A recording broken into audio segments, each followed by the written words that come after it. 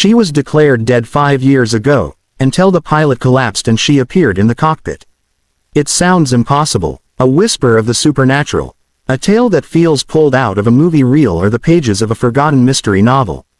But what if I told you this story was not just about mystery, it was about love, sacrifice, and the kind of fate that binds souls across oceans of time? It begins on a rainy night, with a plane cruising at 35,000 feet. The flight was bound from Istanbul to New York, an overnight journey where passengers were settling in with their blankets, their headphones, their cups of lukewarm coffee.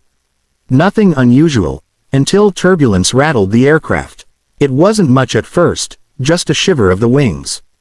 But then, the shaking intensified. Drinks spilled, overhead bins rattled, and nervous glances were exchanged among strangers. The captain's voice came over the intercom, steady but tense. "Ladies and gentlemen, please fasten your seatbelts. We're experiencing unexpected turbulence." And then, silence. A long pause that lasted just a little too long. The co-pilot's voice replaced the captain's. "Please remain calm," he said, but his words carried cracks of fear. What passengers didn't know was that in that very moment, the captain, a man of decades of flying experience, had collapsed in the cockpit.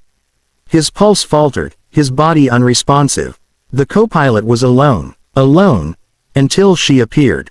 Witnesses would later describe something that no one could quite explain. The cockpit door, normally locked and secure, opened without anyone touching it. And standing there was a woman. Pale, yet radiant, familiar to some, terrifying to others. Her hair, once chestnut brown, seemed streaked with silver, as though time had touched her even in the beyond. One passenger, seated near the front, gasped. "That's impossible," she whispered. "That's Anna." But Anna had been declared dead 5 years ago.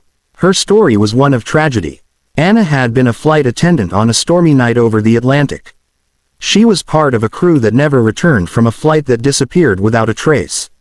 The wreckage was never found, though scattered debris suggested the plane had gone down in violent weather. Families grieved. Bodies were never recovered. And yet, 5 years later, here she was, walking into a cockpit where a man's life, and the lives of everyone aboard, hung in the balance. The co-pilot looked up at her, his face drained of color. "Who are you? How did you?" Anna didn't answer with words. Instead, she moved with quiet certainty, her hand brushing the lifeless captain's shoulder, as if to acknowledge him one last time. Then she took the seat beside the co-pilot. She knew the switches. She knew the dials. Her hands moved with the memory of training she should not have possessed. Because she had never been a pilot. She had been crew. She had served coffee, reassured nervous flyers, joked with passengers.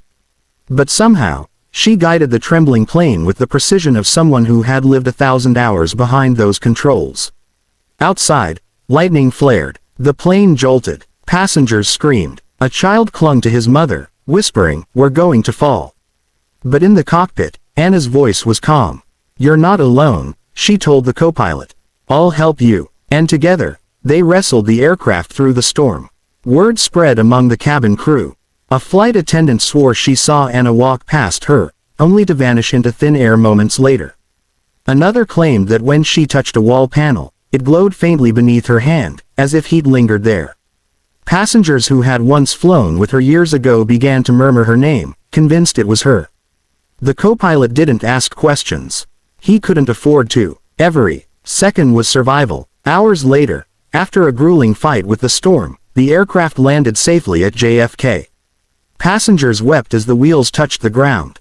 Applause broke out. Relief flooded the cabin. The doors opened, and rescue crews rushed in. The captain was taken away on a stretcher, barely clinging to life. The co-pilot staggered out, pale and trembling. But Anna was gone. Vanished. Security footage showed the cockpit door opening, but never revealed who had entered. Passengers insisted. Crew members swore, but no camera had caught her face. No evidence remained of her presence. Except one thing. In the cockpit logbook, on the final page, written in hurried script, were 4 words, "Always watching over you." Investigators dismissed it. They said it was stress, hysteria, the mind's trick in moments of panic. But the co-pilot refused to change his story. He told anyone who would listen that a woman saved them that night, a woman who should have been long dead. Her name spread through whispers, in forums, in late-night conversations between pilots who never wanted to admit what they believed. Anna, the flight attendant who never returned, but who returned when she was needed most. And yet, that wasn't the end of the story. 5 years earlier, on that doomed flight where Anna was lost, she had been engaged. Her fiancé, Daniel, had waited for her at arrivals, holding a bouquet of lilies, her favorite. When the news broke of the crash, Daniel's world collapsed. He refused to believe she was gone. He searched the coasts. He begged officials for answers. He sat in the dark of his apartment, playing her voicemail just to hear her voice. When he heard what happened on that Istanbul flight, he drove through the night just to meet the co-pilot. His hands shook as he showed him a photo.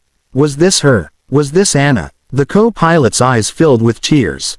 He nodded. It was her. She saved us. Daniel fell to his knees, sobbing.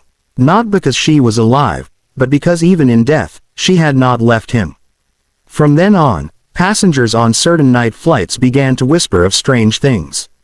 A fleeting glimpse of a woman in the reflection of a cabin window.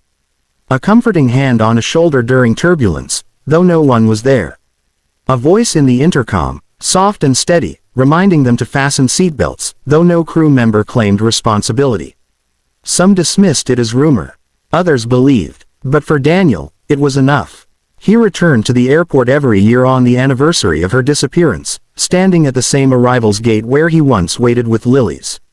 Not because he expected her to walk through, but because somehow, he felt her presence there, watching, protecting, loving, in ways that life and death could never divide. Anna had become more than a ghost story.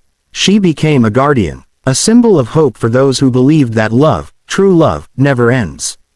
And sometimes, in the quiet hours, when storms rage over the Atlantic and planes tremble under nature's fury, pilots swear they hear her voice through the static. Calm, gentle, guiding them home, a voice that says, "You're not alone." And maybe, just maybe, they aren't. So the next time you fly, and the cabin lights dim, and the engines hum like a heartbeat in the sky, remember this story. Remember Anna. Remember that somewhere between the living and the lost, there are those who still watch over us, who step in when the world trembles, who remind us that some spirits never fade. Because love does not vanish with time. It does not vanish with tragedy. It endures, it protects, and sometimes, it flies. Thank you for watching. If this story moved you, if it made you feel something deep in your heart, please remember to like, comment, and subscribe. Your support means more than you know. And maybe, just maybe, when you share this story, you keep Anna's memory alive. Until next time.